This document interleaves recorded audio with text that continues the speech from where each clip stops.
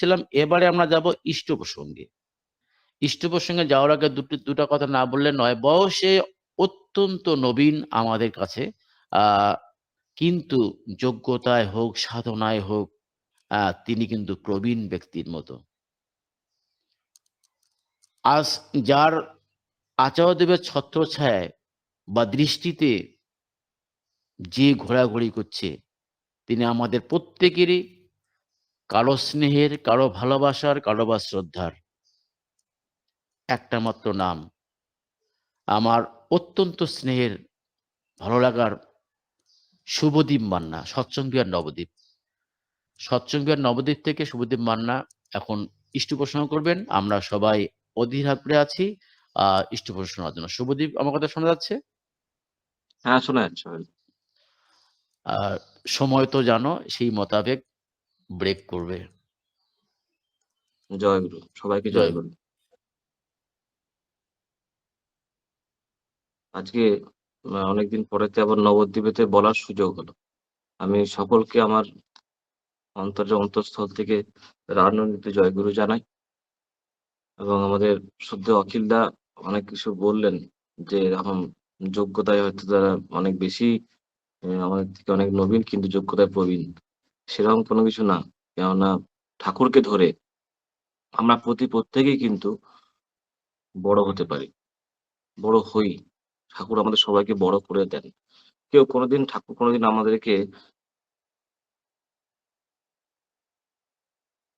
ঠাকুর কোনোদিন আমাদেরকে মানে ছোট করে রাখেন না। এটা আমরা জানি। ঠাকুরের বৈশিষ্ট্যটাই এরকম। ঠাকুর সবাইকে, তিনি হচ্ছেন বৈশিষ্ট্যপালী। তিনি সবাইকে বৈশিষ্ট্য অনুপাতিক বড় করেন। কোনোদিন কাউকে তিনি ছোট করে রাখেন না। এই হচ্ছে আমাদের ঠাকুর। তাই তাকে প্রেমময় বলা হয়। তিনি প্রেমময় এই কারণেতেই, তিনি সবসময় প্রেম বিতরণ করেই থাকেন। প্রেম তার বিতরণ করাটাই তার কাজ। তিনি এখানে জগতে এসেছেন শুধুমাত্র মানুষকে প্রেম বিতরণ করার জন্য। এই যে ঠাকুরের দীক্ষা নিয়ে আমরা চলছি, অথচ আমাদের কোন রকম ঠাকুরের দীক্ষা নেবার পরেতে তার যে বলাগুলি, অর্থাৎ যেমন যজন যাজন ইষ্টবৃত্তি ষষ্ঠলী সদাচার, এই ৫ টা নীতি প্রধানত, এবং তার আদর্শ সবকিছু কিন্তু আমাদের চরিত্রগত যদি না হয়ে থাকে, তাহলে আমরা এই জীবন লাভ করতে পারবো না। এই জীবন লাভ করতে গেলে আমাকে কিন্তু তার মতো করেই চলতে হবে। তিনি যেমন বলেছেন তেমন করে চলতে হবে। তার মতো ছাড়া আমরা কিন্তু বড় হতে পারবো না। একটা সময়তে যে আমাদের যখন কাজ করি, অনেক বেশি কাজ করি, তখন আমাদের মধ্যে একটা অহংকারের সৃষ্টি হয়। যে অহংকার আমাদেরকে তার থেকে দূরে সরিয়ে দেয়। অহংকারটা এমন একটা বিষয়, অহংকার হচ্ছে যে আমি কর্তা ভাব। মানে সবকিছু আমি করছি এই বোধ। এই বোধ থেকে যখন মানুষ করে, তখন মানুষের একটা এরকম আসে যে আমি করছি, আমি কর্তা ভাব যখনই হয় মানুষের, তখনই অহংকার আসে। আর ভক্তিভাব হচ্ছে যে সব তিনি করছেন। সব একটা অদৃশ্য শক্তি কাজ করছে। সব যেন কেউ যেন আমার হয়ে সবকিছু করে দিচ্ছেন। তিনি আমাকে এত ভালোবাসেন যে আমার হয়ে তিনি সমস্ত কাজগুলো তিনি করে দিচ্ছেন। সবই তিনি করছেন। তুচ্ছ-তাচ্ছিল্য যা কিছু আমরা মুখেতে বলে থাকি না কেন, হয়তো অনেক সময় বলে থাকি। আমাদের আ কি বলবো, মানে কিছু করলাম, মনে অন্তরে ভাবছি আমিই তো করলাম। আবার পরক্ষণেতেই লোকের কাছে বলি আমরা যে তিনিই তো করলেন সব। কিন্তু অন্তর বলছে যে আমিই করি। তখনও কিন্তু আমার অন্তর থেকে কিন্তু অহংকার গেল না। অহংকার কিন্তু থাকলোই। অহংকার আছেই। অহংকার প্রতিটা মানুষকে ছোট করে দেয়, নিকৃষ্ট করে দেয়। কোনদিনই মানুষকে বড় করতে পারে না অহংকার। যত মানুষ আজ পর্যন্ত অহংকারী হয়েছে, তারা প্রত্যেকেই কিন্তু ছোটই হয়েছে। জগতে তাদের কিন্তু প্রতিষ্ঠা হয়নি। তারা কিন্তু বড় হয়নি। এটা আমরা দেখেছি। কিভাবে দেখেছি? আমাদের যেকোনো ধরনের দেখুন, পূর্ব জন্মেতে যে সমস্ত আমরা আগে সব পৌরাণিক কাহিনীতে শুনেছি, যে সমস্ত অসুরের কথা, যে সমস্ত অসুরেরা, তারা কিন্তু তারাও ভক্ত ছিলেন। তারা ভক্ত নয় তা কিন্তু না। তারাও ভক্ত ছিলেন। তারাও ঈশ্বর সাধনাই করতেন। কিন্তু তিনি বলতেন যে আমি করেছি। আমি কর্তা ভাব তাদের মধ্যে সবসময় বিরাজিত ছিল। যার জন্য কি হতো? তারা কিন্তু বরাবরই তাদের মধ্যে একটা ঐশ্বরিক, মানে অসুরিক প্রবৃত্তি কাজ করত। কিরকম? যত রকমের সাধনা করত ঈশ্বরকে ধরে, সব নিজের আত্মশক্তি বাড়ানোর জন্য, আত্মস্বার্থে। আমাকে সবাই মানবে, বড় বলবে। আমি যদি সাধনায় উন্নতি করতে পারি সবাই আমাকে মানবে, বড় বলবে। সবাই আমাকে নাম, যশ, প্রতিষ্ঠা সবকিছু আমি পাবো। এই আশায় তারা এই সাধনা করত। আর যে ভক্ত হয় সেই যা সাধনাটা করবে, সেই সাধনাটাই কিন্তু বিলিয়ে দেবে সবার মাঝখানে। তার সাধনাটাই শুধুমাত্র মানুষের মঙ্গলের জন্য। মানুষকে কি করে সুখী রাখা যায়? মানুষকে কি করে ঈশ্বরের করা যায়? মানুষকে মানে সেই লাভ মানুষকে কি করানো যায়, যাতে করে মানুষ সারা জীবন সুখে স্বাচ্ছন্দ্যে বসবাস করতে পারে। এই তার চিন্তা থাকবে। আর অসুর কি করে? সবসময় তিনি যত রকমের সাধনা করেন, সবসময় মানুষের থেকে কি করে কেড়ে নেওয়া যায়? মানুষের থেকে কেড়ে নিয়ে কি করে আমার হয়?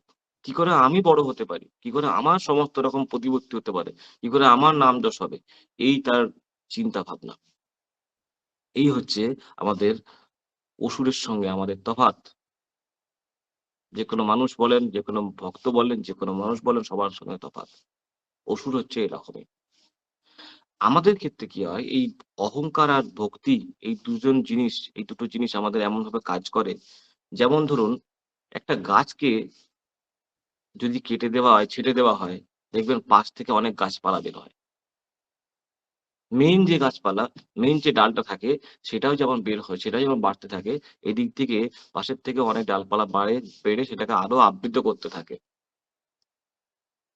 যেকোনো ডালের একটু কোনো দেখবেন গাছের যদি কোনো একটা অংশ থাকে, মাঝখানে কোনো একটা কান্ডের কোনো একটা জায়গাতে যদি খুবলে দেওয়া যায়, কোনো জায়গা যদি মানে দয়া করে যদি কেটে দেওয়া যায় একটুখানি জায়গা, সেখান থেকে একটা গ্যাঁজ বেরিয়ে হয়। সে গ্যাঁজ বের হয়ে সেই ডালটা এমনই হয় যে গাছটাকে একটা বেঢপ করে দিতে পারে, চেহারাটা। এই হচ্ছে অহংকার। আমরা চলি, কাজ করি। তিনি আমাদেরকে কাজ করার সুযোগ দিয়েছেন। আমরা প্রত্যেকেই কিন্তু কাজ করি। আচার্যদেব প্রতি মুহূর্তে তিনি আমাদের সবাইকে কাজ দিচ্ছেন। এই দীক্ষাপত্রের কাজ, এই যে এই সমস্ত কাজ। কি হচ্ছে? এটা একটা প্রজেক্ট। তিনি বলছেন এটা একটা প্রজেক্ট। দীক্ষাপত্রের কাজ যখন থাকবে না, তখন কি হবে? তখন কি আমার মধ্যে সেই ভাব থাকবে? নাকি তখন আমার সারা জীবন মানুষের মানে ও পিছনে আমি ছুটবো? নাকি মানুষকে আমি ঠাকুরের করার জন্য ছুটবো না কি করব? এটা একটা প্রজেক্ট। কিন্তু এই কাজ কি আমার চরিত্রের মধ্যে এসেছে? বা চরিত্রগত হয়েছে? যা করলে আমাকে সারা জীবন আমি এই কাজের মধ্যে লিপ্ত থাকতে পারবো, থেকে আনন্দ পাবো। এটি বলছেন। এই দীক্ষাপত্রের কাজটা আমাকে এমন ভাব নিয়ে করতে হবে যে আমি ঠাকুরকে মানুষ দিচ্ছি। ঠাকুর মানুষের কাঙাল। আমি ঠাকুরকে মানুষ শুধুমাত্র যোগান দিয়ে যাবো। ঠাকুর তোমার মানুষ তুমি নাও। এই বোধ থেকে যখন আমি করব, তখন আমার করাটা হবে আরেক রকমের। আবার যে আমি এরকম দীক্ষাপত্রের কাজ আমার এলাকাতে আমি বেশি করলাম। আমি এখানেতে বেশি করছি। আমি এখানেতে বেশি করব। আমি ফার্স্ট হব। আমি কম্পিটিশন চলছে একটা। এটা একটা কম্পিটিশন চলছে কিন্তু সব জায়গাতে। এটা আরেক রকমের কাজ। তিনি যে উৎসব করার কথা বললেন কয়েকদিন আগে, তিনি যে সমস্ত জায়গাতে উৎসবের কথা বলছেন যে, কোন জায়গায় কোন মানুষের কাছে কিছু চাওয়া যাবে না। কিচ্ছু চাওয়া যাবে না। মানুষের কাছে যাবে, জোহাত করে শুধু নিমন্ত্রণ করবে যে মানুষ যে বলবে যে, "আপনারা শুধু আসুন।" আমাদের কিছু লাগবে না। শুধু আপনারা আসবেন, উপস্থিত হবেন। এই আমাদের আশা। তিনি বলছেন, দেখেন তার ইফেক্ট কতটা। তার ইফেক্ট যে কতটা হতে পারে, তিনি যখন যা বলেন তার ইফেক্ট কিরকম হয়। প্রকৃতি কিভাবে জ্ঞান করে। আমি দেখেছি তিনি যে বললেন যে শুধু মানুষকে যে নিমন্ত্রণ করা। আমাদের এখানে উৎসবটাও তাই করেছি আমরা। যেমন তিনি বলেছেন, মানুষের দুয়ারে, দুয়ারে সবাই গেছেন, দাদারা, মায়েরা আমরা সকলে গেছি। যেয়ে আমরা সেখানে যেয়ে মানুষের বাড়িতে, বাড়িতে যেয়ে বলেছি, "দাদা আপনারা আসুন, শুধু আপনারা আসবেন।" অনেক মানুষ কিন্তু এসছেন। যারা এসছেন সব অচেনা মানুষ কিন্তু। চেনা মানুষের মুখ কম, অচেনা মানুষের মুখই বেশি। আর কি বলছেন? বাইরে উৎসব করো, মন্দিরে উৎসব করা যাবে না। কেন? মন্দিরে উৎসব করলে সবাই আসতে সাহস পায় না। কোন অদীক্ষিত মানুষ ঢুকতে সাহস পায় না। কিন্তু বাইরে হলে একটা পাবলিক এলাকায় হলে যেকোনো সাধারণ মানুষ সেখানে যাওয়ার অধিকার আছে। এই যে তাদের কাছে বলা হলো, তারা যে এলেন, উৎসব হলো, সুন্দর হলো, সবকিছুই হলো। তারা আবার অর্ঘ্যও দিলেন। যে যা পেরেছে দিয়েছে। কেউ ৳১০, কেউ ৳৫, কেউ ৳২০, কেউ ৳১০০, কেউ ৳১,০০০, কেউ ৳২,০০০ সবাই দিয়েছে। বিভিন্ন মানুষ বিভিন্নভাবে দিয়েছে। তারপরে কি হলো দেখা গেল যে তিনি বললেন সবার বাড়িতে, বাড়িতে যেয়ে কৃতজ্ঞতা জানানো। কৃতজ্ঞতা জানাতে বলছেন। কৃতজ্ঞতা জানাতে হলে কি হয়? কৃতজ্ঞতা জানাতে হবে কেন? শুধুমাত্র যেয়ে বলো যে তোমরা যেরকমভাবে নিমন্ত্রণ করেছিলে সেরকমভাবে যেয়ে বলো জোড়হাত করে। দাদা আপনাদের এই অক্লান্ত পরিশ্রমেতে আপনাদের এই যে মানে স্বতঃস্ফূর্ত দানেতে আমাদের উৎসব খুব ভালো হয়েছে। এই আমাদের উৎসবের হিসাব, এই আমাদের উদ্বৃত্ত। তিনি এরকম দেখাতে বলছেন। দেখেন তার ইফেক্ট অনুযায়ী মানুষগুলো বলছে যে, এরকম তো এর আগে কোনদিন হয়নি। নবদ্বীপের মতো জায়গা, সেখানে বহু মঠ মন্দির আছে। অনেক রকমের ধর্মাবলম্বী মানুষ থাকেন। সেখানেতে ঠাকুরকে প্রতিষ্ঠা করা খুব কঠিন। খুব কঠিন। এখানেতে একটা দীক্ষা হওয়া মানে ১০০ টা দীক্ষার সমান। কোন একটা মানুষকে যদি জামিন করে দীক্ষিত করা হয়, সে মানুষ কৃষ্ণ মন্ত্রে দীক্ষিত। এখানেতে কৃষ্ণ মন্ত্রে দীক্ষিত এত বেশি এবং এত বেশি প্রমিনেন্ট তারা যে তাদেরকে ওই জায়গা থেকে এই জায়গাতে ঠাকুরের জগতে আনা অত সহজ ব্যাপার নয়। খুব কঠিন ব্যাপার। তো সেখানেতে মানুষেরা বলছে যে, "আচ্ছা আমাদের এখানে তো অনেক মঠ মন্দির আছে। কিন্তু কেউ সবাই তো আমাদের বাড়ির থেকে টাকা নিয়ে যায়, চাল নিয়ে যায়, ডাল নিয়ে যায়, সবই নিয়ে যায়। কেউ তো আমাদেরকে কোনো হিসেব দেখায়নি। আপনারা দেখাচ্ছেন।" আমি বললাম, "এটা আমাদের আচার্যদেব বলছেন?" তিনি আমরা সবাই মানুষেরা বলছেন যে, "এটা আমাদের আচার্যদেব বলেছেন তো, তাই আমরা দেখাতে এসেছি। এটা আমাদের আচার্যদেবেরই বলেছেন।"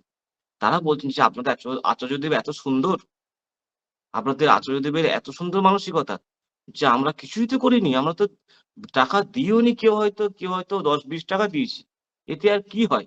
তার জন্য আপনারা হিসেব দেখাতে এসছেন? আপনাদের এত সুন্দর স্বচ্ছতা?"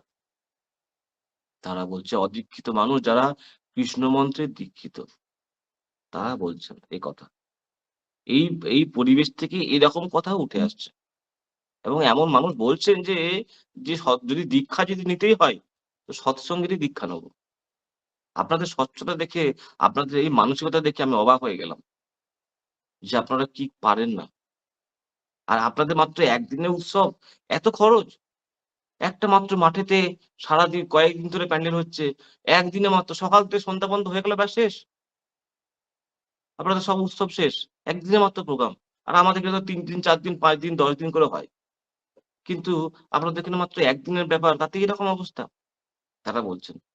দেখুন এই যে বলছেন, এইটাই হচ্ছে আচার্যদেবের দয়া। তিনি আচার্যদেব জানেন কোথায় কি প্রয়োজন। আজকে এই মানুষগুলোর কাছে যে পৌঁছানো হচ্ছে, তিনি যে বলছেন, কিরকম একটা ইফেক্ট পড়েছে।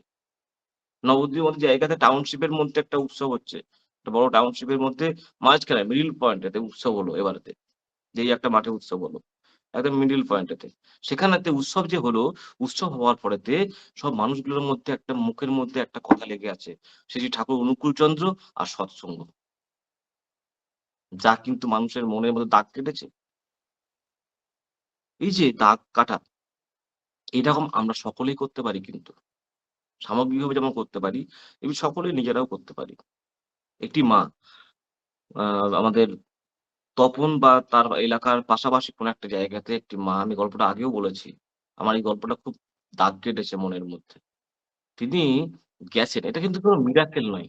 এটা কিন্তু সত্য ঘটনা এবং সত্য ঘটনা বলে শুধু তাই না, মিরাকেলের ঘটনাও নয়। এটা করলে এরকম হয়। প্রতিটা মানুষের জীবনেতে কি হয়, যখন মানুষ ঠাকুরের সঙ্গে যুক্ত হতে চায়, ঠাকুরকে যখন প্রতিষ্ঠা করতে চায়, ঈশ্বরকে প্রতিষ্ঠা করাই তার যখন জীবনে একটা মুখ্য হয়ে থাকে, তখন মানুষের সমস্ত আচার-আচরণ যাই কিছু বলেন, তার পরিবেশ সবকিছু প্রকৃতি যা কিছু আছে, প্রকৃতি তখন তার অনুকূলে হয়ে যায়। এটা আমি দেখেছি, প্রমাণ পেয়েছি এবং সেটার কারণেতে বলছি, একজন মা তিনি পঙ্গু, হাত পা তার চলে না। তিনি সেই অবস্থাতেই গেছেন দেওঘরেতে।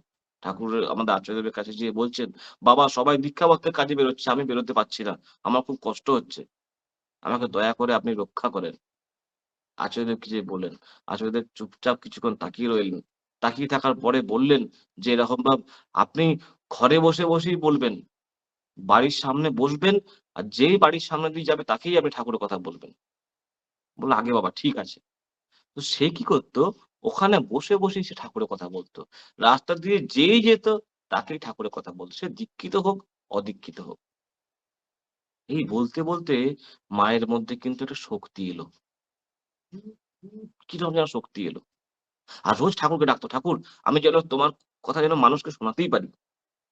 এই প্রার্থনা করতে কি হলো? তার মধ্যে এক ধরনের শক্তি এলো। সেই মাটা যখন তার বাড়িতে যখন তার বান্ধবীরা দীক্ষাপত্রের কাজে যাচ্ছে, তার সঙ্গে সবাই দেখা করে যেত। তার বাড়িতে ঠাকুরঘর খুব সুন্দরভাবে সাজানো আছে। সেখানে তো সবাই প্রণাম করে যেত। তো সেখানে তো সব বান্ধবীরা এসেছে। এসে বলছে যে, "আ আমরা সবাই দীক্ষাপত্রের কাজে যাচ্ছি। তুমি থেকো, তোমাকে যেমন বলেছেন তুমি তেমন করো।" বললাম, "আচ্ছা ঠিক আছে।" সব মায়েরা প্রণাম করে গেল। পরের দিনে তো রাত্রেবেলাতে সে স্বপ্ন দেখছে যে সে নাকি দীক্ষাপত্রের কাজে যেয়ে সবাইকে যাচন করছে। এই তার একটা মোটিভ। সে তখন স্বপ্ন দেখছে এই কথাটা। রাত্রেবেলা স্বপ্ন দেখছে। প্রায় ভোর রাত্রে। পরের দিন যখন মাগুলো এসছে না তার বাড়িতে, সে বলছে, "আমিও তোদের সঙ্গে যাবো। আমাকে ধরে নিয়ে চল।" বলে, "তুমি এভাবে কি করে যাবে?" বলে, "চল না, আমি যাবোই। আমার খুব আয়োজন করতে ইচ্ছা করছে।" তখন এই মাগুলো কি করল তাকে এই দুটো বগলের মধ্যে ধরে নিয়ে তারা যাচ্ছে মাটাকে নিয়ে দীক্ষাপত্রের কাজেতে। দীক্ষাপত্রের কাজে গেছে, বেরিয়েছে। তো অনেক কষ্ট হচ্ছে। তারপরেতে একজন মা দৌড়ে যেয়ে তার বাড়ির থেকে হুইল চেয়ারটা নিয়ে আসলো। হুইল চেয়ারে করে নিয়ে এসে তাকে হুইল চেয়ারে করে নিয়ে যাওয়া হচ্ছে। নিয়ে যাওয়ার পরেতে সমস্ত বাড়িতে তারা ঘুরলো, আয়োজন করলো। অনেকগুলো মানুষকে তারা ইষ্টভৃতিও করালো। পরবর্তীতে কি হয়েছে, একটি গোঁসাইয়ের বাড়িতে যেয়ে হাজির হয়েছে। গোঁসাই তিনি দীক্ষা দেন। তিনি এই কৃষ্ণ মন্ত্রে দীক্ষিত। দীক্ষা দেন মানুষকে, দীক্ষা দিয়ে বেড়ান। তার বংশ পরম্পরায় দীক্ষা দেন। তার বাড়িতে যেয়ে মাটিকে হাজির করেছে।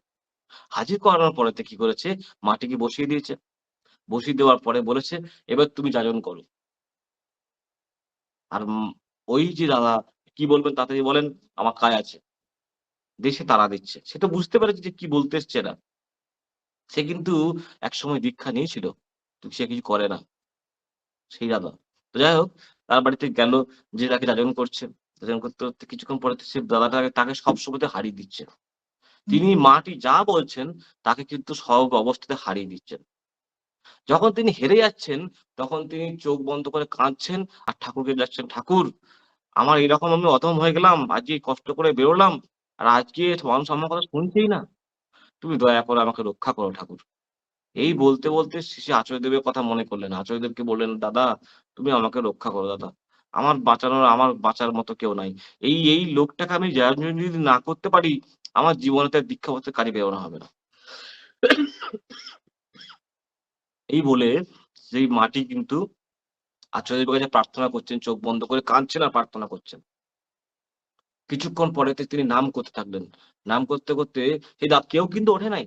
দাদাটাও কিন্তু বসে আছেন। পরবর্তীতে যখন চোখ খুললেন, চোখ খুলে সে দাদাটাকে বললেন, "বসুন এখানেতে।" তখন তার ভাব আলাদা। তখন তার ভাব আলাদা মানে কি একদম আলাদা। যে মানুষ আগে জাগরণ করছিলেন, সে মানুষ আর এখন আর নাই।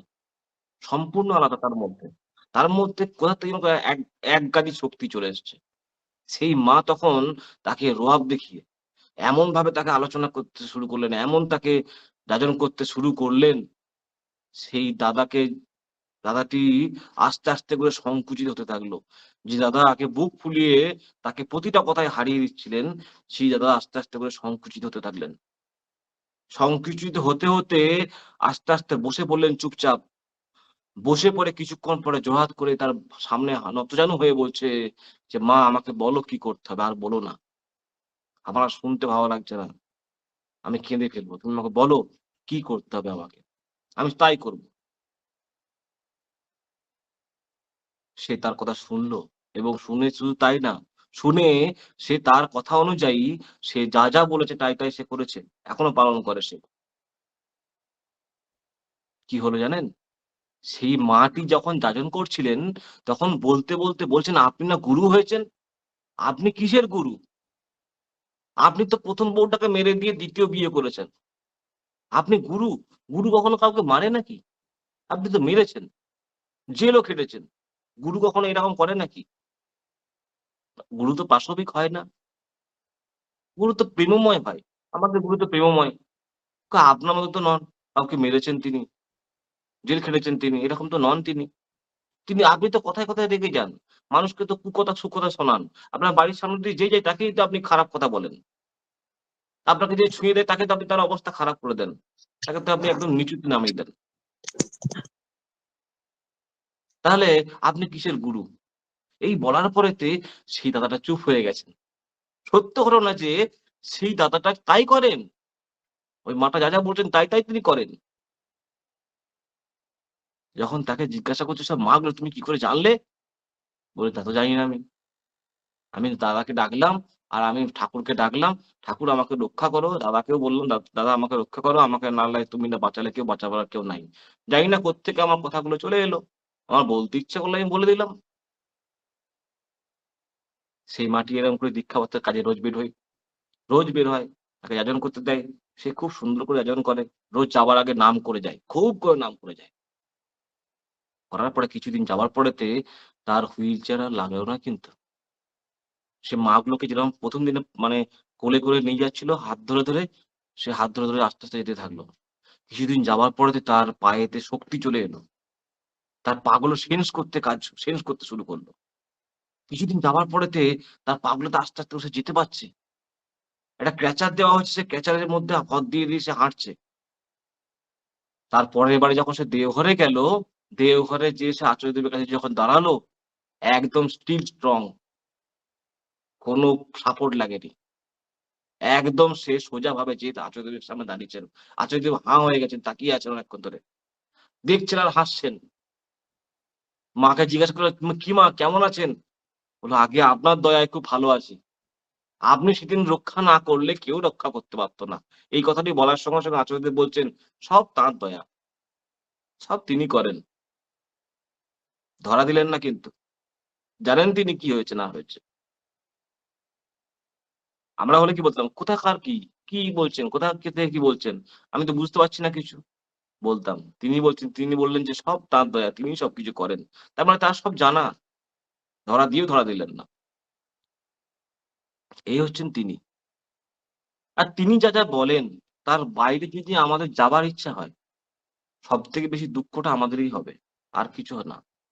আমরা ভুলটা করি কি জানেন? আমরা ভুল করি সবকিছুর মধ্যে আমাদের নিজেদের কিছু বুদ্ধি প্রয়োগ করি। মানে অভ্যস্ত সংস্কারজনিত কিছু বুদ্ধি, যা আমাদেরকে কিন্তু খারাপের দিকে নিয়ে যায়। এই যে ধরুন, আমরা যে কর্মফল ভোগটা কিরকম জানেন? এই যে আমাদের জগতে যে জন্মাই, প্রতিদিন যে সেটা পড়েছিলাম আমাদেরকে লিখেছিলেন। জগতে যে জন্মাই আমরা, আমরা কি সবাই কি ভালো ভাবছি যে আমার মানুষের জন্ম মানে শ্রেষ্ঠ জন্ম? মনুষ্য জন্ম মানে শ্রেষ্ঠ জন্ম ভাবি। ঠিক কথা। মনুষ্য জন্মই শ্রেষ্ঠ জন্ম। কিন্তু আমি আগের জন্মে কি ছিলাম? তার আগের জন্মে কি ছিলাম? পরবর্তী জন্মটা আমার কেমন হবে? তা কি কখনো ভেবেছি? আমরা কি সত্যি, সত্যি কি একবারেতে কি মনুষ্য জন্ম পেয়ে গেছি? ৮৬ ১,০০,০০০ কত বার জন্মগ্রহণের পরেতে যোনি ভেদ করে আসার পরেতে আমাদেরকে মানুষ্য জন্ম পেতে হয়। এতগুলো জন্ম তাহলে আমরা কি ছিলাম? এতগুলো জন্ম আমাদের কি হয়েছে? এগুলো আমরা ভেবেছি কখনো? ভাবিনি কিন্তু। সবের মধ্যে ছিলাম, আমরা নিকৃষ্টতম জীব ছিলাম। নিকৃষ্টতম জীব। এই যে গাছপালা, কীট-পতঙ্গ যা কিছু দেখছি, সবাই কি মানে সবার মধ্যে কি আত্মা আছে? হ্যাঁ, আছে। আত্মা সবার মধ্যেই আছে। কিন্তু তারা নিকৃষ্টতম জীব হয়ে আছে। তারা সাধনা করে, করেও কিন্তু একসময় গিয়ে তারা মানুষ জন্ম গ্রহণ করতে পারে। কিন্তু আমাদের আর অবনতি ঘটবে না। ঠাকুর নিজে বলেছেন যে, মানুষের অবনতি তো কোনদিন ঘটেই না। এমনকি পরবর্তীতেও সে উন্নত ধরনের মানুষ জন্ম পায়। কিন্তু এই যে তাদের যে ইষ্ট সম্বলিত যে নাম, সে নামই সবকিছু করিয়ে নেয়। অমৃতবাণীতে লেখা আছে, পড়েছি আমি। এর নামই সবকিছু করিয়ে নেয়। যেমন ধরেন, তেমনি এই যে আমাদের এই কর্মফল বা জগতে আসা শুধু কিছুই না, জগৎটা একটা জেলখানা। এখানেতে আসি আমরা কর্মফল ভোগ করতে। আমাদের যত রকমের কর্মফল আছে, সেগুলো ভোগ করার জন্য এখানে আসা। কি কারণেতে? কর্মফল কেন ভোগ করতে হয়? এই যে আমরা জগতে আসি, এই জগতে এসে আমাদেরকে শুধু আর কিছু না, আমরা যে পূর্ববর্তী যে সমস্ত কর্মগুলো করা আছে, যার ফল এখনো পর্যন্ত ভোগ করা হয়নি, সেই ভোগগুলো করে আমাদেরকে ইষ্ট কাজ করে পুণ্য বাড়িয়ে নেওয়ার জন্য আমাদের জগতে আসা। আমরা জেলখানাকে বলি সংশোধনাগার। সেখানেতে সংশোধিত হয় বলে সংশোধনাগার বলি আমরা। সেখানে যেয়ে মানুষ সংশোধন করে নিজেদেরকে। সংশোধন করে বলে তাই বলি সংশোধনাগার। তাহলে এই সংশোধনাগারটা কি? সেখানে যেয়ে মানুষ যা ভুল করেছে সেই ভুলগুলোকে সংশোধন করতে পারে। তাই সেটাকে বলে সংশোধনাগার। যখন সে দেখা যায় যে তার ভুলটা সংশোধিত হয়েছে, তখন তাকে মুক্তি দেওয়া হয়। যাবজ্জীবন কারাদণ্ড মানে ১২ বছর। 12 বছর একটা এমন একটা সময় যে 12 বছরেও যদি কোনো মানুষকে খুঁজে না পাওয়া যায়, আচার্যদেব বলছেন তাকে মৃত বলে ঘোষণা করা হয়। 12 বছর ধরে কোনো একটা মানুষ যদি কোনো রকম কুকর্ম না করে, তাকে সৎ ব্যক্তি বলা হয়। এগুলো বলছেন তিনি। যাবজ্জীবন মানে হচ্ছে একটা মানুষের মধ্যে ইনবর্ন মানে হেরিডিটির মধ্যে একদম পরিবর্তন ঘটাতে গেলে সর্বনিম্ন তাকে 12 বছরের সময় লাগে। তার মধ্যে একদম হেরিডিটি থেকে পরিবর্তন করতে গেলে ১২ টা বছর সময় লাগে। ব্রহ্মচর্য পালন করতে গেলেও ১২ বছর সময় লাগে। তাই এই যে ১২ বছর বয়সে এদের দীক্ষা নিতে হয় কেন? না ১২ বছর বয়সে ১২ বছর তো ১২ টা বছর যে ১ম থেকে আমরা চলে এসেছি, বেরিয়ে আসার পরেতে বাকি যে ১২ টা বছর, এই ১২ টা বছর আমাদেরকে চরিত্র গঠন করতে হয় দীক্ষা নিয়ে। যাতে আমাদের সংসার জীবনটা ভালো হয়। এইজন্য ১২ বছর বয়সের দীক্ষা। এই ১২ বছর বয়সেতে দীক্ষা নিতে হয় এই কারণেতে। তাহলে আমরা যে এখানে এসেছি জগতে কি? না কর্মফল ভোগ করতে। কর্মফল ভোগ করা মানে কি? কর্মফল ভোগ করে আমরা জগতেতে আমাদের পুণ্য বাড়াতে এসেছি। ঈশ্বরের সঙ্গে যুক্ত হইতে এসেছি। আমাদের গন্তব্যই হচ্ছে ঈশ্বর প্রাপ্তি, ধারণ পালন সম্বেক সিদ্ধ ব্যক্তিত্ব লাভ। অর্থাৎ এই যে ধারণ, পালন, সম্বেক সিদ্ধ ব্যক্তিত্ব, তাকে লাভ করাটাই আমাদের জীবনের অ্যাকচুয়াল কর্ম। এই কাজ করার জন্য আমরা এসেছি। তাকে লাভ করে কি আমাদের লাভটা হবে? তাকে লাভবান আমরা এটাই হব যে তাকে লাভ করে, তাকে জীবনে পেয়ে আমাদের পুণ্যটাকে বাড়িয়ে নিতে পারবো। আমাদের পুণ্য সঞ্চয় করতে পারবো। যত কর্মফল আছে, ঠাকুর বলছেন যে যদি কেউ গভীর ইষ্টনিষ্ঠায় যদি তারা থাকে এবং গভীর ইষ্টনিষ্ঠায় যদি তারা ঠাকুর ঈশ্বরকে যদি তারা একদম একপ্রাণ হয়ে চলে, তাহলে কি বলছেন যে কোনো কর্মের ফল আনডান হয়ে যায়। মানে ঘটে না। কোনটা লেসার ভাবে আসে, কোনটা আদৌ অকার করে না, কোনো কর্মের ফল একদমই আনডান হয়ে যায়। লেসার ভাবে মানে অল্পভাবে আসে। মানে তাল থেকে তিলে পরিণত হয় কোন একটা কর্মফল। আবার ঠাকুর উদাহরণ দিচ্ছেন। যেমন আমার একদিন যোগ আছে, আমার ভাগ্যে আছে যে আমার ভারী কিছু কোমরে পড়ে কোমরটা ভেঙে যাবে। সারা জীবন আমি বিছানায় শুয়ে থাকবো। শয্যাশায়ী হয়ে যাবো। দেখা গেল যে আমার সেদিনটা এমন হলো যে কোমরের মধ্যে ভারী কিছু পড়লো, আঘাত হলো। কিন্তু কোন দিন হলো? যেদিন আমার কোমরে প্রচন্ড ব্যথা মনে হচ্ছে না কি যে কে একটু টিপে দিলে বা কেউ একটু কিছু আঘাত করলে ভালো লাগতো। দেখা গেল যে উপরে একটা ইয়ে ছিল, হাতুড়ি ছিল সেটা এসে আমার কোমরেতেই পড়ল। আমার খুব আরাম বোধ হলো। কর্মফলটাও পাস হলো অথচ আরাম দিল। এইরকম ভাবে হয়। তাই এই যে কর্মফল ভোগ করা, এই কর্মফল ভোগ আমাদের কিন্তু করতেই হবে। যেমন করেই হোক না কেন। আর যদি গভীর ইষ্টনিষ্ঠা থাকে, আর গভীর যদি আমার ইষ্টকে প্রতিষ্ঠা করার আকুতি থাকে, এমন আকুতি থাকে যে আচার্যদেবের মতো, তবেই আমার কোনো কর্মের ফল আন্ডান হবে। নচেৎ কিন্তু নয়। আন্ডার হওয়াটা তো সহজ ব্যাপার নয়। তাহলে আমাদেরকে কতটা ইষ্টকর্ম করতে হতে পারে? আমরা প্রার্থনায় বলি। সকালের প্রার্থনাতে আছে না? যে রাধাস্বামী নাম जो गावे सोई तरे মানে সে তরে যায়। কালো কলেশে সব নাশ हो, सुख पावे सब दुख हरे। ऐसा नाम अपार না ভেদ ন জানই, जो জানে সো পার। বহুঋণে জগমেনু জনমই। মানে তাকে আর জগতে জন্মাতে হয় না। যে এই নামের মহিমা বুঝতে পেরেছে, যে নামের তরীতে ভেসেছে, তাকে আর জগতে জন্মাতে হয় না। তার ক্ষেত্রে আর জন্মানোর প্রয়োজন হয় না। মনুষ্য জন্ম তারাই জন্ম লাভ করে যারা এই জগতে এসে কর্মফল কাটাতে পারেনি। যারা কর্মফল না কাটিয়ে সংশোধন নিজেদেরকে করতে পারেনি। যারা নিজেদেরকে সংশোধিত না করতে পেরেছে, যারা নিজেরা আমরা এসে যারা কর্মফলে জড়িয়েছি, আবার ইষ্টকর্মও করেছি। করে বাদ-ছাড় দিয়ে যখন দেখা যাচ্ছে যে আমি এখনো পর্যন্ত মাইনাসে আছি, ডুবে আছি, তখনই আমাকে আবার মনুষ্য জন্ম লাভ করতে হবে। ততক্ষণ পর্যন্ত আমার তখনো পর্যন্ত মুক্তি নাই। মুক্তি কখন? যখন আমি ব্যাপক ইষ্টকর্ম করব। সমস্ত আমার কর্মফল কেটে যাবে। আর আমার কোন রকম কর্মফল বলে কিছু থাকবে না। যখন আমার সমস্ত কিছু যখন ইষ্টেতে রূপান্তরিত হবে, ইষ্টময় হবে আমার জীবন। আমার যখন অন্তরের মধ্যে ঠাকুর জেগে উঠবেন, ঠাকুরের গুণাবলী যখন বৈশিষ্ট্যাবলী যখন আমার মধ্যে ফুটে উঠবে, তখনই আমার হবে মুক্তি। নচেৎ আমার মুক্তি কিন্তু নাই আমাদের। তাই এই ইষ্টকর্ম করা আমাদেরকে করে যেতে হবে।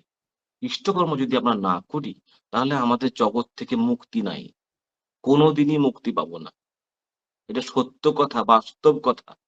আপনারা যারা আছেন, হয়তো আমি আপনাদের থেকে অনেক ছোট। আমি আপনাদের যোগ্যতার মাপকাঠিতে আমাকে মাপাই যায় না কিন্তু আপনাদের কাছে। কিন্তু আমি এটা বিশ্বাস করি, পড়েছি, জেনেছি এবং এটা আমি বিশ্বাস করি। তাই আপনাদেরকে বললাম। কেন বললাম? না এইটাই একমাত্র উপায়। ঈশ্বর ছাড়া কোনো কিছুর অস্তিত্ব নাই। এটা শিশু মানে আমাদের দেওঘরেতে ঠাকুর একদিন নিরানিবেশেতে ভোগ গ্রহণ করে বসে আছেন। চুনিদা, চুনিদা তিনি গেছেন। যেয়ে বলছেন যে তখন সদ্য ব্রহ্মদা কি হঠাৎ করে মনে হলো যে একবার যাই তো ঠাকুরের কাছে। ঠাকুরের কাছে তিনি গেছেন। যেয়ে দেখেন ঠাকুর তখন বিশ্রামের সময়। বিশ্রাম নিতে যাচ্ছেন। তখন চুনিদাকে বলছেন, তিনি পরিষ্কার শুনতে পেলেন কানেতে। ঈশ্বর ছাড়া কোনো কিছুর অস্তিত্ব নাই। ঈশ্বর ছাড়া সত্যিই কোনো কিছুর অস্তিত্ব নাই। দেখুন, ভালো করে চিন্তা করে আমরা যদি দেখি, আজকে যে আমার আপন, আমার স্ত্রী, পুত্র, পরিবার যাই কিছু বলেন। স্ত্রীকে যদি ভাত কাপড় না দিই, স্ত্রীকে যদি আমি ঠিকমতো করে সম্মান না দিই, সে স্ত্রী কতক্ষণ আমার? আমার ছেলেকে যদি আমি পড়াশোনার জন্য যদি টাকা না দিই, পড়াশোনা যদি না খরচা চালাই, তাকে যদি খাবার না দিই, পড়তে না দিই, কতক্ষণ সে ছেলে আমার থাকবে? কতক্ষণ থাকবে? এগুলো ভাবার আছে। আমি আপনজনকেদেরই বললাম। আর বন্ধু-বান্ধব, পার্শ্ববর্তী লোক, যেকোনো মানুষ, সমাজের যেকোনো মানুষের ক্ষেত্রে তো আলাদাই। দেখুন এইজন্যই কেউ কারো নয়। একমাত্র ঈশ্বর, তিনিই একমাত্র সবার। কারণ আমাদের প্রত্যেকের সঙ্গে ঈশ্বরের যোগ। আমার পুণ্য যে ছেলের পুণ্য কোনদিনই হবে না, আর ছেলের পুণ্য আমার পুণ্য হবে বলে মনে হয় না। আমার পুণ্য আমার কাছে, ছেলের পুণ্য ছেলের কাছে। ছেলে পাপ করলে পাপের সাজা পাবে, আমি পাপ করলে পাপের সাজা পাবো। এটা সত্য কথা। তাই এইজন্যই কি হয় না এই আমাদের মানে ঈশ্বর ছাড়া কোন কিছুর অস্তিত্ব নাই কিন্তু। সবকিছু কিন্তু অস্থায়ী। সব অস্থায়ী, সব মায়া। যখন যাবেন দেখেন কি ভাগ্যের পরিহাস দেখেন আর কিরকম আমাদের জীবনের ইতিবৃত্ত দেখেন, ঈশ্বরের কি সৃষ্টি দেখেন। ১ম এ যখন জন্মগ্রহণ করি একটা পরনে কাপড়-টাপড় কিছু থাকে না। ময়লা নিয়ে জন্মগ্রহণ করি। যখন জন্মগ্রহণ করি একটা পরনে কাপড় কি থাকে? নাকি হাতে কোনো সোনার গয়না থাকে নাকি গলায় গয়না থাকে? উলঙ্গ হয়ে বের করা হয়। আর যখন পাঠানো হয় উপরে তখন কিন্তু উলঙ্গ হয়েই কিন্তু তাকে কিন্তু ওই ঘি মাখিয়ে পুড়িয়ে দেওয়া হয়। ভাগ্যের কিরকম পরিহাস দেখেন, যেভাবে আসে সেভাবেই কিন্তু যায়। মাঝখানে কটা দিন যেই কটা দিন আমরা থাকি, সে কটা দিন কিন্তু আমাদেরকে তিনি সবকিছু ঈশ্বর দেন। দিয়ে ভোগ করার জন্য দেন। আমাদেরকে সুন্দর করে সাজিয়ে রাখেন। আর যখন তার কাছ থেকে আসছি যখন খালি হাতে আসি, তার কাছেও যখন যাবো তখন কিচ্ছু নিয়ে যেতে পারব না। খালি হাতেই যাবো। এই হচ্ছে নিয়ম। জগতে এলাম কিছু জোগাড় করলাম আর নিয়ে গেলাম ঈশ্বরের কাছে। হয় না কিন্তু। তার কাছে যখন যাবো তখন এইভাবেই যেতে হবে। খালি হাতেই যেতে হবে আমাকে। এটাই নিয়ম। আর যায় কিছু জিনিস যায়। যায় না বললে ভুল। যায়। আমার কর্মফল যায়, আমার সুকৃতি যায়। যা আমাকে পরবর্তী জীবনে সুন্দর করার জন্য চেষ্টা করে। একটা ঘটনা বলি, যোগেন হালদার বলে একজন দাদা ছিলেন। ঠাকুর একদিন তাকে ঠাকুরের মানে সেই যোগেন হালদারটার খুব বউয়ের খুব শরীর খারাপ। খুবই শরীর খারাপ। প্রায় মরণাপন্ন। তখন যোগেন হালদারদা ওকে, ঠিক আছে। তো যোগেন হালদার এইটা বলেই শেষ করে দিচ্ছি। যোগেন হালদারদা একদিন ঠাকুরের কাছে গেছেন। ঠাকুর ডেকে পাঠালেন। ঠাকুরের কাছে যেয়ে ঠাকুর বললেন, "আচ্ছা তুমি এক কাজ করো, আ উম এইখানেতে চিত্তরঞ্জনে যান একটুখানি আপনি, যে একটা ওই মোটর পার্টস এর একটা কিছু পার্টস নিয়ে আসেন।" তাকে পাঠালেন ঠাকুর। তো সে গেছে। যেয়ে ঠাকুর যেহেতু বলেছেন সেখানে গেছে। যেয়ে সেখানেতে পার্টস এর জন্য খোঁজ করছে, পার্টস আর মিলছে না। তখন কি হলো, এইদিকে আমাদের তার মেয়ে টেলিগ্রাম করলো তাকে যে, "মাদার সিরিয়াস কাম ফাস্ট।"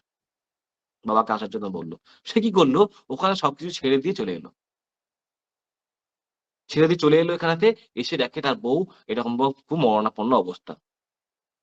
আবার তার মেয়েকে নিয়ে তার বাবা গেছে ঠাকুরের কাছে। ঠাকুর বললেন, "কি ব্যাপার আপনি চলে এলেন যে?"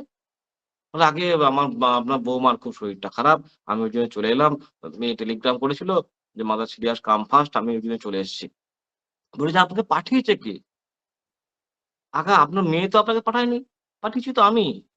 বললে, "হ্যাঁ।" তাহলে আপনি আপনাকে আসতে বললো মেয়ে, আপনি চলে এলেন কেন? আমি তো আপনাকে আসতে কইনি। তখন বলল, আগে স্ত্রীর শরীর খারাপ ওইজন্য চলে এলাম। তখন ঠাকুর সিরিয়াস হয়ে বললেন, "শোনেন যোগেনদা, আমি যখন আপনার স্ত্রীকে দেখতে যাচ্ছি যে আপনি আপনার স্ত্রী কেমন আছে তাকে ভালো করার জন্য চেষ্টা করতে যাচ্ছি, দেখি আপনি গার্ড করে দাঁড়িয়ে আছেন। আমি আর আপনার স্ত্রীর দিকে যেতে পারছি না। তাকে রক্ষা করতে পারছি না। বরাবরই দেখি আপনার স্ত্রীকে আপনি গার্ড করে দাঁড়িয়ে আছেন। কি করে তাকে আমি রক্ষা করব?" কিছুদিন পরে তার সে ঠাকুরের কাছ থেকে ফিরে গেছেন বাড়িতে, তখন তার স্ত্রী মারা গেছেন। দেখেন, আমরা সব সময়তে স্ত্রী, পুত্র, পরিবার যা কিছু বলেন, সবাইকে আমার করেই আগলে রাখি। ঠাকুরকে বাদ দিয়ে, ঠাকুরকে ছেড়ে দিয়ে। ঠাকুরই যে সব, তার উপর ন্যস্ত করতে পারি না, তার উপর বিশ্বাস করতে পারি না। বিশ্বাস না করার জন্য কি হয়, আমাদের সবকিছু হারায়। একদিন আমাদের সবকিছু হারায়। যেদিন বিশ্বাস করতে পারবো, সব তাঁর। এই ঘটনাটা বললাম আর তার কারণ আছে। আমার বাবা কয়েকদিন আগে খুব শরীর খারাপে পড়েছিলেন। বাবার পেচ্ছাব করতে গেলে ব্লাড বেরোচ্ছিল। কিছুতেই পেচ্ছাব হচ্ছিল না। কয়েকদিন আগে খুব সিরিয়াস কন্ডিশন এ ছিলেন। অপারেশন করার জন্য দীর্ঘদিন ধরে ডাক্তার বলেছেন, কিন্তু করছে না। আমি বলেছিলাম যে, "বাবা অপারেশনটা করে নাও।" তো যাই হোক অপারেশনটা করতে গেল। আমাকে যেদিন ফোন করল, বলল, "বাবা আসতে পারবি?" আমি বললাম, বাবা যেতে পারব না। আর আমি একটা কাজে যাচ্ছি তো, ঠাকুরের কাজে বেরিয়েছি, আমি যেতে পারব না।" বলল যে, "তোকে আসলে ভালো হতো কিনা ঘরের একজনকে চাইছে।" আমি বললাম, "বাবা কিছু করার নেই। আমি এমন একটা কাজে বেরিয়েছি আমি কিন্তু না পারবো তোমাকে যেতে না পারবো আমি এটা ছাড়তে। তুমি যাও, আমি লোক পাঠাচ্ছি। তোমার সঙ্গে লোক যাবে। তুমি চিন্তা করো না।" তো বাবা গেল, বাবার সঙ্গে ৪ জন লোক গেল। ৪ জন লোককে কিন্তু ব্রহ্মাদা ঠিক করে দিলেন। ৪ জন লোক গেল। আর সেই দিনেতেই ব্রহ্মাদা আমাকে রাত্রে বেলাতে আমি মনে করছি সন্ধ্যেবেলাতে যে বাবাকে একবার দেখতে গেলে ভালো হতো। একবার যাই, দেখে আসি। এইটা ভাবছি। ভাবতে কি হলো, আমার একজন ব্রহ্মাদা সেদিনে পড়ে শোনাচ্ছে এই গল্পটা, এই যোগেন্দ্রার গল্পটা তিনি পড়ে শোনাচ্ছেন। বললাম তাই যদি হয়ে থাকে তাহলে তো বাবাকে দেখতে গেলে তো বাবাকে ঠাকুর দেখতে পাবেন না। তাহলে আমাকে তো যাওয়া যাবে না। আমি ঠাকুরের কাছে প্রার্থনা করতে পারি, "ঠাকুর আমার বাবাকে রক্ষা করো।" তো কি হলো, আমি সেদিন থেকে ঠাকুরের কাছে প্রার্থনা করলাম। এখানে এমনকি এখানেতেও অনেক মায়েরা, আমি কাউকে কিছু বলিনি কিন্তু। জানি না কিভাবে কারা খবর পেয়েছে। আমার এখানে অনেক মায়েরাও তারা প্রার্থনা করেছেন, দাদারা অনেক প্রার্থনা করেছেন বাবার জন্য। তাদের কাছে আমি কৃতজ্ঞতা জানাই যে তারা তাদের প্রার্থনাতেই তিনি ভালো হয়েছেন। তো আমি যে গেলাম না, কি হলো, বাবার নির্বিঘ্নে অপারেশন হলো। তাকে নিয়ে এলো বাড়িতে পৌঁছে দিল সেই লোকেরা। তার ওষুধপত্র কিনে দেওয়ার থেকে শুরু করে, তার ড্রেসিং করার থেকে শুরু করে তারা সবকিছু করে দিল। আমাকে কিচ্ছু করতে হলো না। আমি গেলাম না কিন্তু। আমি শুধু প্রার্থনা করে গেলাম ঠাকুরের কাছে। এইটা বিশ্বাস করে, যে ওই যে যোগেন্দ্র কথাটা বিশ্বাস করে। তাই ঠাকুর যে কি, এটা বোঝা বড় কষ্টকর। জীবনের সবথেকে বড় আমাদের শিক্ষা হচ্ছে এইটাই। আমি যেটা পেয়েছি, সদ্য ব্রহ্মদের কাছ থেকে পেয়েছি। তিনি আজকে ৮২ বছর বয়স তার। সারা জীবন তিনি ঠাকুর নিয়ে চলছেন। ১৮ বছর বয়সে দীক্ষা নিয়েছেন আর ২০ বছর বয়সে হোল টাইম ওয়ার্কার হয়েছেন। এই ৬২ বছর ধরে তিনি ঠাকুরকে নিয়ে চলছেন। ৬৪-৬৫ বছর ধরে। তার একটা জীবনের অভিজ্ঞতার দাম আছে। তার কাছ থেকে শিখছি আমি এটাই। ঈশ্বর ছাড়া কোন কিছুর অস্তিত্ব নাই। যা কিছু করব ঈশ্বর। তিনিই সর্বশেষ। এর উপরে কিছু নাই। এটা আমি বিশ্বাস করি, মনে প্রাণে বিশ্বাস করি। আমি সবাইকে অনুরোধ করছি, এই বিশ্বাসে বিশ্বাসী হবার। ঈশ্বরকে যদি আমি সমর্পণ করি নিজেকে, তিনি আমাকে রক্ষা করবেন। একদম সিওর। তিনি ছাড়া রক্ষাকর্তা কেউ নাই কিন্তু। আমার ছেলেটাকে তো আমি জন্ম দিই। আমার মেয়েকে তো আমি জন্ম দিই। আমার থেকেই তো মেয়ে আর ছেলে জন্মগ্রহণ করে। তাহলে আমি যদি আমার মেয়েকে ছেলেকে জন্ম দিতে পারি, যাকে আমি তৈরি করছি, তার কোন শরীর খারাপ হলে আমি কেন ঈশ্বরের কাছে ডাকি? কেন আমি ডাক্তারের কাছে যাই? আমি কেন পারি না সারাতে? কিন্তু সে তো আমার কাছ থেকে তৈরি। কেন আমি পারি না সারাতে? আমাকে কেন ডাক্তারের কাছে যেতে হয়? আর কেনই বা আমাকে ডাকতে হয়? ঠাকুর আমার ছেলেটাকে রক্ষা করো। কেন করতে হয়? ভেবে দেখেছি কখনো? তাহলে কে আমার আপন? কে আমার সত্য? আমি? না আমার ঈশ্বর? এটা ভাবার বিষয় আছে। শুধু তাই নয়, আচার্যদেব, তার জীবন্ত প্রতিভু হচ্ছেন আচার্যদেব। তিনিই একমাত্র সব। তিনি সব হয়ে আছেন। তিনি ঠাকুরকে এমন তার মধ্যে জাগিয়েছেন, ঠাকুরকে জীবন্ত করে রেখেছেন। অনেক রকম কথা আছে আধ্যাত্মিক জগতেতে যে তিনিই ঠাকুর। আমি জানি তিনিই ঈশ্বর। তিনিই সবকিছু। ভাবার দরকার নাই। আমি স্বাভাবিকভাবে ভাবি, সাধারণভাবে ভাবি।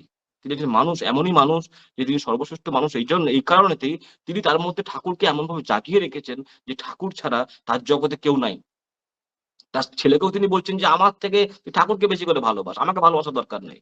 তার স্ত্রীকে বলছেন, "তোমার আমার জন্য ভাবতে হবে না। তুমি ঠাকুরকে জন্য ভাবো।" এরকম কে করতে পারে? আমরা তো কেউ পারি না। আমার স্ত্রীকে তো কখনো বলি না যে, "তুমি ঠাকুরকে ভালোবাসো। আমাকে ভালোবাসার দরকার নাই। ঠাকুরের জন্য চিন্তা করো।" আমি আমার ছেলেকেও তো বলি না, "তুমি তোমার ঠাকুরের জন্য ভাবো। আমার জন্য চিন্তা করার দরকার নেই।" বলতে পারি না কিন্তু।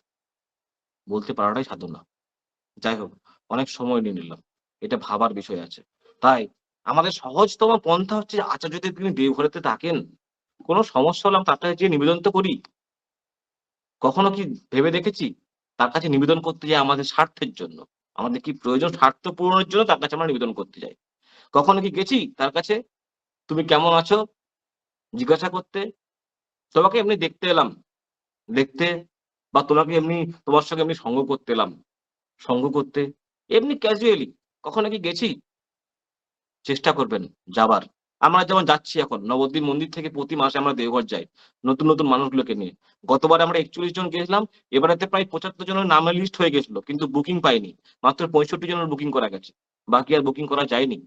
তারা মন খারাপ করে বসে আছে। তাদেরকে পরের মাসে আবার নিয়ে যাব।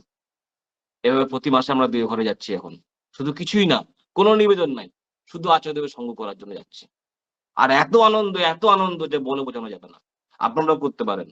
তিনি খুশি হচ্ছেন। আর দেওঘরে এখন শুধু উৎসবের মতো লোক। জয়গুরু অনেক সময় নিয়ে নিয়েছি। এবার আমাকে অখিলদা কিন্তু মারবে। জয়গুরু। সবাই ভালো থাকবেন।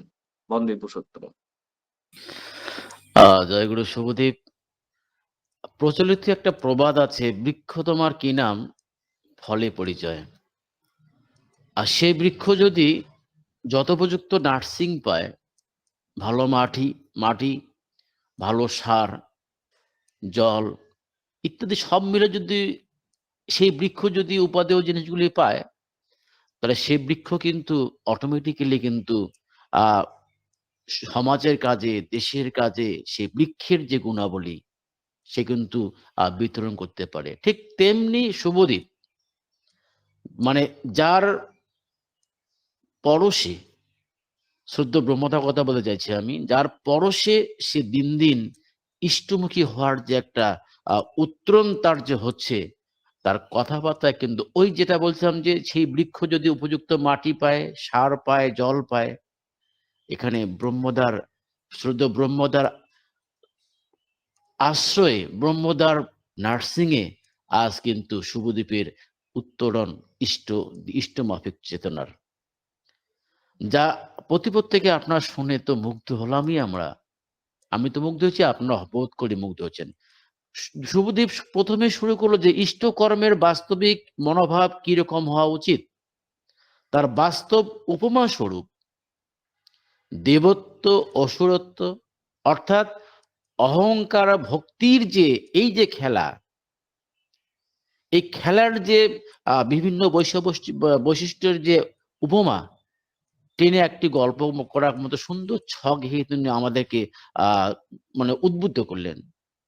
আর এই অহংকারের বা ভক্তির যে ফলশ্রুতি, ফলভোগ আমরা কিন্তু আমাদের মতো করে পাই। আমরা অহংকার মানুষের কি পরিণতি ঘটাতে পারে তা সময়ে বলে দেয় আমাদের। যা শ্রী ঠাকুর তার সত্যসঙ্গ গ্রন্থে বলেছেন যে জ্ঞানাভিমান জ্ঞানের যত অন্তরায়, আর কোনো রিপু তত নয়। তাহলে আমাদের যে জ্ঞানাভিমান, এই জ্ঞানাভিমান সমস্ত রিপুর ঊর্ধ্বে একবারে এক নম্বরে টপে আছে। সমস্ত কিছু অন্ধকার করতে পারে আমার জ্ঞানাভিমান। আর ঠাকুর এই মূল জায়গাতে কিন্তু হাত দিয়েছেন। জ্ঞানাভিমান জ্ঞানের যত অন্তরায়, আর কোনো রিপু তত নয়। যুগ প্রবাহে যুগের ধারার নবপ্রবর্তন শেষে আচার্যদেব আমাদের মধ্যে তুলে ধরার যে বাস্তব সমীকরণ শুরু করে দিলেন, নবধারায় উৎসব প্রতিপালনের আহ্বান, যার মূল কথাই হচ্ছে ঠাকুর বলেছেন, মানুষ আপন টাকা পর, যত পারিস মানুষ ধর। আমরা একটা সময় বাণীটা মুখস্থ করেছি, কিন্তু বর্তমান উৎসব করতে গিয়ে এই যে মানুষ আপন টাকা পরের যে বাস্তব সমীকরণ, এই সমীকরণ কিন্তু আমাদের মধ্যে কিন্তু প্রতিফলন করার যে সুযোগ কিন্তু আমরা পেয়েছি। তাই তার উদাত্ত আহ্বান যে মানুষ আপন টাকা পর। আর বাস্তবিক ক্ষেত্রে আমাদেরকে দিয়ে তিনি করে নিলেন, এবং আমরা কিন্তু ওই যে কথা আগে বললাম যে সুযোগ পেয়েছি, আমরা কিন্তু সুযোগ পেলাম তাকে ডাকার, অনাবিল ভাবে তাকে ডাকার যে সুযোগ। অভাব না আসলে তো বোধ করতে পারি না। ইষ্টব কর্মে বাস্তব জীবনে তাকে আপ্তিকরণের মূল সূত্রই হলো যথাসময় ইষ্ট নির্দেশ। এই যথাসময় ইষ্ট নির্দেশ প্রতিপালনটা কি? আমরা প্রত্যেকের প্রতিদিন প্রত্যহ সারাদিন শুনছি দীক্ষাপত্র সমীকরণ বর্তমানে, সেদিকে আমি যাচ্ছি না। শুনলেন তো শুভজিতের মুখে। কর্মফল কাকেও ত্যাগ করে না, এ কথা কিন্তু শুভজিৎ ভাই কিন্তু আমাদেরকে আবার স্মরণ করে দিলেন। আমরা জানি যে কর্মফল কি জিনিস, আবার নতুন করে স্মরণ করে দিয়ে আমাদের চেতনার যে একটা বাতাবরণ তৈরি করার যে প্রয়াস প্রচেষ্টা, উত্তরণ ঘটলো তো আমাদের জীবনেই, আমাদের মনে। আর এই কর্মফল লাঘবের জন্য চাই কি? ওই এক কথায় বলতে যথাসময় ঈশ্বর নির্দেশ। এই ইষ্ট নির্দেশ প্রতিপালনের মধ্য দিয়ে কিন্তু আমাদের কর্মফল লাঘব যে হয়, সে কিন্তু ঠাকুর কিন্তু বিভিন্ন লেখনীতে তিনি বলেছেন। আর কর্মফল কাকেও ত্যাগ করে না। ছোট একটা গল্প করছি। পঞ্চানন্দা, আপনার প্রতিপত্তিকে জানেন, ঠাকুরের যে লীলা সঙ্গীর মধ্যে একজন পঞ্চানন্দা ঠাকুর বলছেন, ঠাকুর আমি বৃন্দাবন দর্শনে যাব। ঠাকুর শুনছেন না কথাটা, প্রতিদিন কয়েকবার বলছেন, ঠাকুর আমি বৃন্দাবন দর্শনে যাব। ঠাকুর না শোনার ভান করে শুনছেন না। পঞ্চানন্দার মনে একটা আত্মভিমান তৈরি হলো যে এবার আমি না